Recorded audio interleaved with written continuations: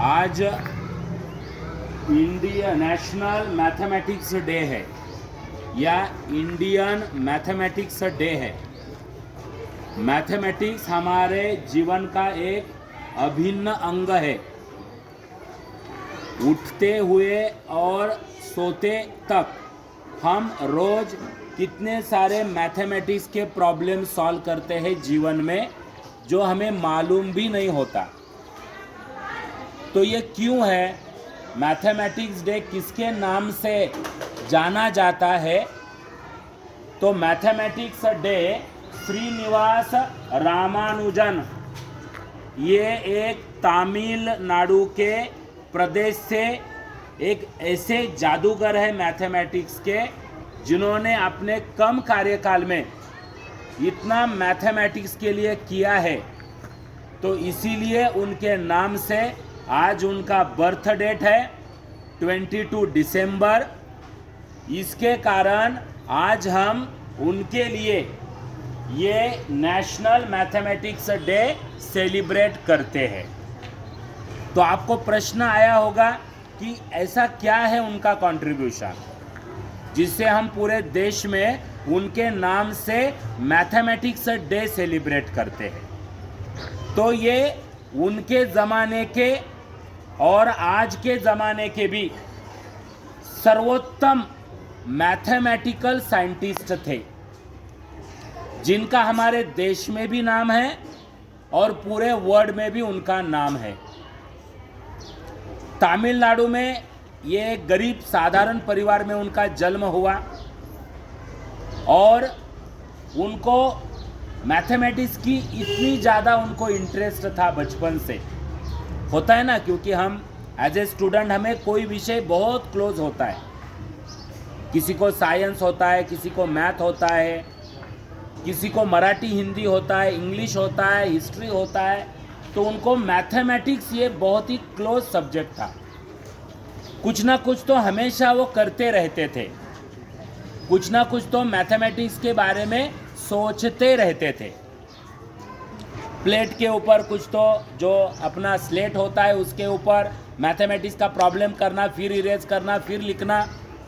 उनका IQ power इतना तेज था कि कितना भी कठिन प्रश्न हो उसका वो सहज उत्तर देते थे। एक बार उनको पूछा गया कि तालाब में एक दिन में एक कमल है,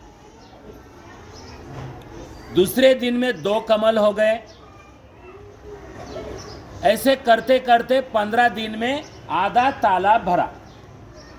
तालाब में पहले एक दिन में एक कमल था, दूसरे दिन देखा 2 कमल हो गए और 15 दिन के बाद में देखा तो आधा तालाब भर गया। तो पूरा तालाब कमल से भरने के लिए कितना टाइम लगेगा? बताओ कितना लगेगा? हाँ, 30 डेज। तो आपके जैसे सामान्य बच्चों ने यही उत्तर दिया, लेकिन उन्होंने उत्तर दिया कि अगला 1 दिन लगेगा, क्योंकि एक दिन में एक, दूसरे दिन में डबल हो रहा है। तो 15 दिन में जितना होगा उसका डबल करने के लिए अगला 1 दिन लगने वाला है। तो इतना उनका शार्प माइंड था। वो 10th स्टैंडर्ड तक ही पढ़े थे। बाद में उनको मैथमेटिक्स ही विषय पसंद था। अब आपको तो मालूम है, जब कॉलेज लाइफ में हम जाते हैं तो सभी सब्जेक्ट करने पड़ते हैं। अभी आपको जीके कंप्यूटर अच्छा नहीं लगता, लेकिन फिर भी करना पड़ता है क्योंकि वो कंपलसरी सब्जेक्ट होते हैं। तो उसी प्रकार उनको बाकी के भी सब्जेक्ट लेने पड़े थे, लेकिन उनका बिल्कुल इंटरेस्ट नहीं था। वो दिन भर मैथमेटिक्स के बारे में ही सोचते थे। अब देखो, वो इतना उन्होंने मटेरियल इकट्ठा किया, यानी उन्हें 3900 फार्मूलेज बनाए मैथमेटिक्स के। अब समकालीन जो लोग थे वो तो उनके फार्मूले समझ ही नहीं पाते थे कि क्या है ये। उनको जैसे है ना, जिनका कुछ भी उसके समझ में नहीं आता था उनको कि ये क्या लिख रहा है। यानी उनके समय के जो अच्छे अच्छे गणित तज्ञ थे वो भी वो नहीं समझ पा रहे थे। तो एक उनके अच्छे अध्यापक थे, उन्होंने बताया कि तुम्हारे ये गणित जो है ना हमारे इंडियन लोगों को तो समझ में नहीं आएंगे, तो आप क्या करो, हार्डी नाम का एक कैम्ब्रिज में मैथमेटिक्स का बहुत अच्छा तज्ञ है, तो उसको आप पूरा क्या करो, कुरियर करो, वो वहां तक पहुंचने की व्यवस्था करो। तो उसने उसी प्रकार किया रामानुज ने, और वो सब जो फार्मूलेज उन्होंने तैयार किए थे वो हार्डी जो कैम्ब्रिज के प्रोफेसर थे और उनका बहुत अच्छा नाम है एज ए मैथमेटिशियन, उनको दे दिए। तो वो हार्डी के पास तो अनेक ऐसे फार्मूले आते थे रोज, तो उन्होंने देखा, पहले उनको तो कुछ ऐसा स्पेशल नहीं लगा, लेकिन उन्होंने बाद में विचार करना शुरुआत किया तो उनको थोड़ा उसमें कुछ ना कुछ तो अलग नज़र आने लगा। कुछ फार्मूले तो उनके भी समझ में नहीं आए, लेकिन उन्होंने ये तो माना कि ये बच्चे में कुछ तो ग्रेटनेस है, ये फार्मूले में कुछ ना कुछ तो दम है।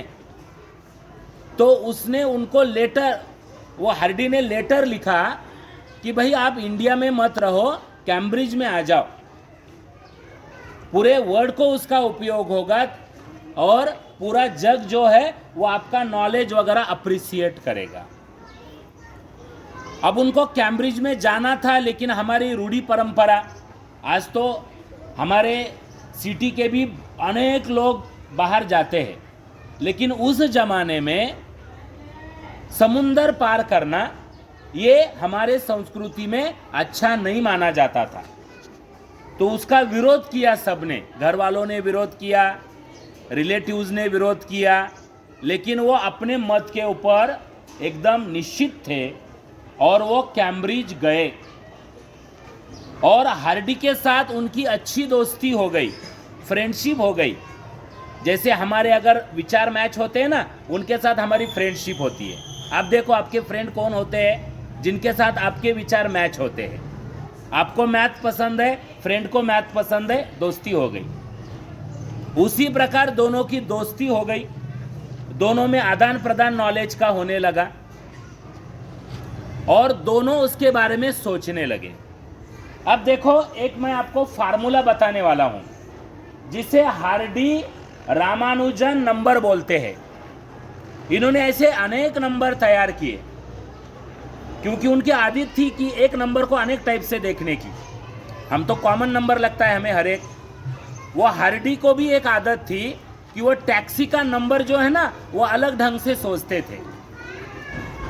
एक दिन रामानुज बीमार पड़े थे कैम्ब्रिज में, उनको देखने के लिए हार्डी टैक्सी से गए और वो टैक्सी का नंबर था 1729। वो हार्डी को कुछ उसमें स्पेशल नहीं लगा। उसने रामानुज को कहा, जैसे दो मित्रों में चर्चा होती है, उसने उसको कहा कि मैं अनेक नंबर स्पेशल देखे हैं, लेकिन ये आज जो मैं टैक्सी से आया हूँ ये मुझे कुछ डल नंबर लगता है 1729। तो रामानुज ने जल्दी से विचार किया और कहा नहीं, ये डल नंबर नहीं है, ये भी एक स्पेशल नंबर है। किस प्रकार स्पेशल है? तो 1729 ये ऐसे दो संख्या का क्यूब करने के बाद में उसका टोटल आता है 1729 और यह सबसे स्मॉलेस्ट नंबर है। ऐसे बहुत संख्या मिलेगी जिसमें दो नंबर्स का क्यूब का एडिशन करने के बाद में वो आपको नंबर आएगा, लेकिन 1729 जो नंबर है वो अत्यंत स्मॉलेस्ट नंबर है जिसमें दो अलग अलग नंबर्स के क्यूब का एडिशन 1729 आता है। लेकिन उसने क्विकली उत्तर दिया वो, तो उसे हम हार्डी रामानुजन नंबर बोलते हैं। अब देखो 1729, ये 12 का क्यूब करेंगे हम, प्लस 1 का क्यूब करेंगे। अब 12 का स्क्वायर तो सबको मालूम है 144, फिर इंटू 12 करो तो वो आता है 1728, प्लस अब 1 का क्यूब करेंगे तो उत्तर 1 ही आएगा। सबको मालूम है कि 1 का कितना भी पावर रहने दो, आंसर तो 1 ही आता है। तो टोटल करो 1729 आया। ठीक है, यानी दो नंबर का क्यूब करेंगे, उनका एडिशन करेंगे तो वो नंबर आया। आफ्टर दैट 10 का क्यूब करो, 10 का क्यूब बहुत इजी है, 1 एज इट इज लिखना, और ये 0 3 है तो आगे 3 0 लेना, यानी 1000 प्लस 9 का क्यूब करो, यानी 9 का स्क्वायर तो मालूम है आपको, क्यूब भी मालूम है बहुत सारे स्टूडेंट को। 9 का स्क्वायर है 81, 81 इंटू फिर 9 करो क्यूब के लिए तो आएगा 729, टोटल करो 1729। आप बोलेंगे इसमें क्या मैजिक है?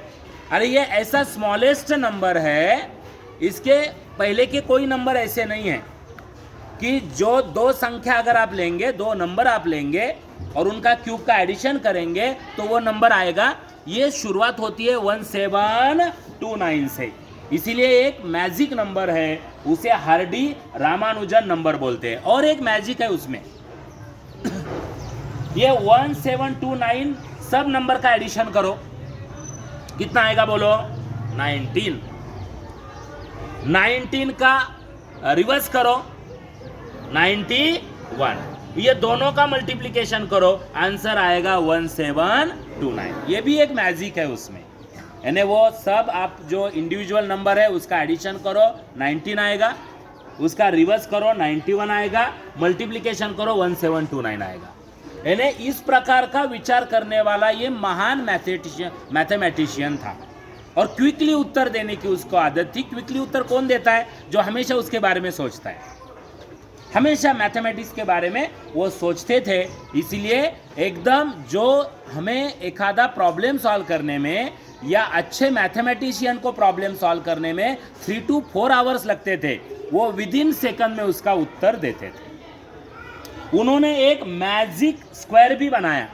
स्क्वायर तो सबको मालूम है, जिसे क्या होते हैं, 4 कॉर्नर्स होते हैं, 4 वर्टाइसेस होते हैं, 4 एंगल्स होते हैं, है ना, तो उसे हम अपोजिट साइड्स इक्वल होते हैं, उसे हम स्क्वायर बोलते हैं। तो उन्होंने एक मैजिक स्क्वायर बनाया। देखो जरा मैजिक स्क्वायर की तरफ, क्या है मैजिक स्क्वायर में? देखो अब अगर हम हॉरिजॉन्टल जाएंगे तो ये सबका एडिशन करके देखो 139 आएगा,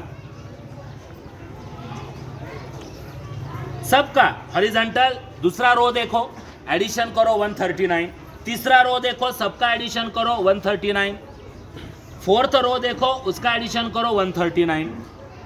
उसके बाद में वर्टिकली जाओ, जिसे हम कॉलम बोलते हैं, सबका एडिशन करो 22, 88, 10, 19, वो आएगा 139। सेकंड रो में जाओ, एडिशन करो 139। थर्ड कॉलम में जाओ, एडिशन करो 139। फोर्थ कॉलम में जाओ, एडिशन करो 139। है कि नहीं मैजिक? और बहुत मैजिक है इसमें। इसका कॉर्नर का एडिशन करो, कॉर्नर है 22, ओके, कॉर्नर है 87, कॉर्नर है 11, कॉर्नर है 19। ये चारों नंबर का भी एडिशन करो, कितना आएगा बोलो? 139। आफ्टर दैट और एक मैजिक है इसमें, ये इनका बर्थ डेट है 22, 12, 18, 87। रामानुज जी जो है हमारे, उनका बर्थ डेट है आज क्या है बोलो? 22, है ना। मंथ कौन सा है बोलो? दिसंबर, यानी 12, और ये साल में उनका जन्म हुआ था 1887। है कि नहीं magic? That is Ramanujan magic square. ऐसे बहुत से एग्जाम्पल है, एक वीडियो में कंप्लीट नहीं हो सकते, इतना उनका बड़ा कंट्रीब्यूशन है। नेक्स्ट देखो, उनका नंबर थ्योरी के ऊपर बहुत सारा रिसर्च है। नंबर थ्योरी, इन्फिनाइट सीरीज के बारे में, इन्फिनिटी आपको मालूम है।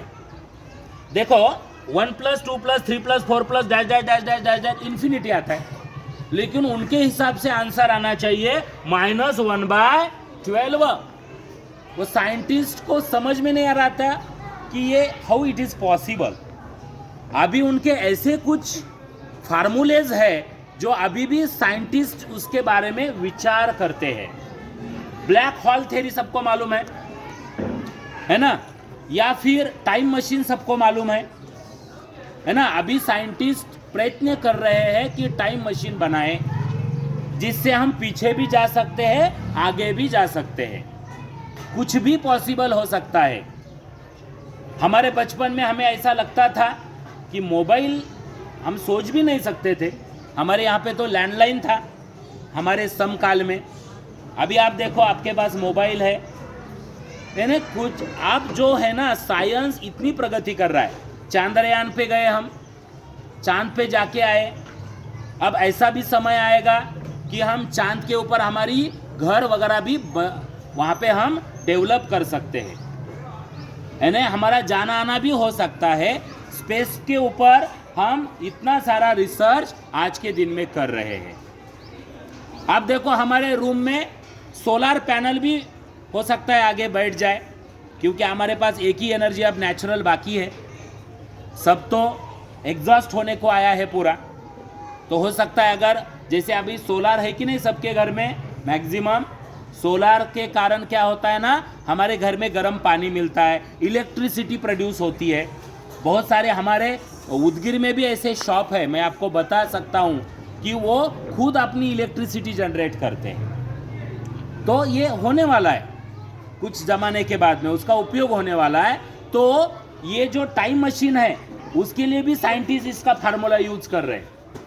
टाइम मशीन के ऊपर फिल्म भी आए, देखो एक दो आप देख सकते हैं, आगे जा सकते हैं, पीछे जा सकते हैं, है ना। तो इसके बारे में और एक मैं आपको केमिस्ट्री के बारे में बताऊं, जो बहुत सारे पैलेसेस है, फोर्ट है, वहाँ पे उन्होंने क्या बोला था उस टाइम में, तो वो भी हम इमेजिन कर सकते हैं, या उसके बारे में भी हमें मालूम हो सकता है। इस प्रकार एटम आयन मॉलिक्यूल के ऊपर भी सर्च वगैरह शुरू है। Everything is possible in science. Yes, continued fraction है। तो इस प्रकार का उनका जो थ्योरी है ना, ये ब्लैक होल हो, टाइम मशीन हो, उसमें यूज करने की कोशिश साइंटिस्ट लोग कर रहे हैं। तो इतना बड़ा उनका कंट्रीब्यूशन है। उनको ओनली 32 ईयर्स मिले थे, 32 एज में वो उनका देहांत हुआ था। तो इतने कम समय में इतना बड़ा मैथमेटिक्स का मैजिक बनाने वाले ये श्रीनिवास रामानुजन, आज उनकी बर्थ डेट है, आज उनकी बर्थ एनिवर्सरी है। तो हम आज उनका इसी बात के ऊपर स्मरण करने वाले हैं, और इसीलिए आज उनके ये विषय के ऊपर आज मैंने ये वीडियो आपके सामने प्रस्तुत किया है। Thank you very much.